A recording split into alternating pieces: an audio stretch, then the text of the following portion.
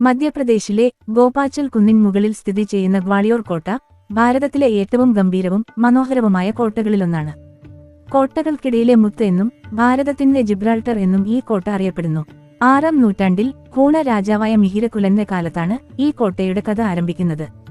0 എന്ന സംഖ്യ ലോകത്തിൽ ആദ്യമായി രേഖപ്പെടുത്തിയ 9-ാം നൂറ്റാണ്ടിലെ ചതുർഭുജ ക്ഷേത്രം ഈ കോട്ടയിലാണ് സ്ഥിതി ചെയ്യുന്നത്. 1858-ൽ ജയാജി റാവു സിന്ധ്യയിൽ നിന്ന് കോട്ട പിടിച്ചെടുത്ത ഝാൻസി റാണി ലക്ഷ്മിബായി ബ്രിട്ടീഷുകാർക്കെതിരെ ധീരമായ പോരാട്ടം നടത്തി വീരമൃത്യു വരിച്ചത് ഈ കോട്ടയ്ക്ക് സമീപത്ത് വെച്ചാണ്. ഈ കോട്ടയിലെ ഏറ്റവും മനോഹരമായ നിർമ്മിതി മാൻ മന്ദിർ കൊട്ടാരമാണ്. 15-ാം നൂറ്റാണ്ടിൽ മാൻ സിംഗ് തോമർ പണികഴിപ്പിച്ച ഈ കൊട്ടാരം ചുവരുകളിലെ വർണ്ണാഭമായ ടൈലുകൾ കാരണം ചിത്രമന്ദിർ എന്നും അറിയപ്പെടുന്നു. മനോഹരമായ നിർമ്മാണ ശൈലിയും അതിസൂക്ഷ്മമായ കൊത്തുപണികളും ഈ കൊട്ടാരത്തെ കൂടുതൽ മനോഹരമാക്കുന്നു. 6 നിലകളുള്ള ഈ കൊട്ടാരത്തിന്റെ 2 നിലകൾ ഭൂമിക്കടിയിലാണ്. മുഗൾ ഭരണകാലത്ത് ഈ കൊട്ടാരം ഒരു തടവറയായി ഉപയോഗിക്കപ്പെട്ടു. ഗ്വാളിയോർ കോട്ടയും അതിനകത്തെ മാൻ മന്ദിർ കൊട്ടാരവും സമ്പന്നമായ ഭാരത ചരിത്രത്തിലെ തിളക്കമാർന്ന പൈതൃകങ്ങളാണ്.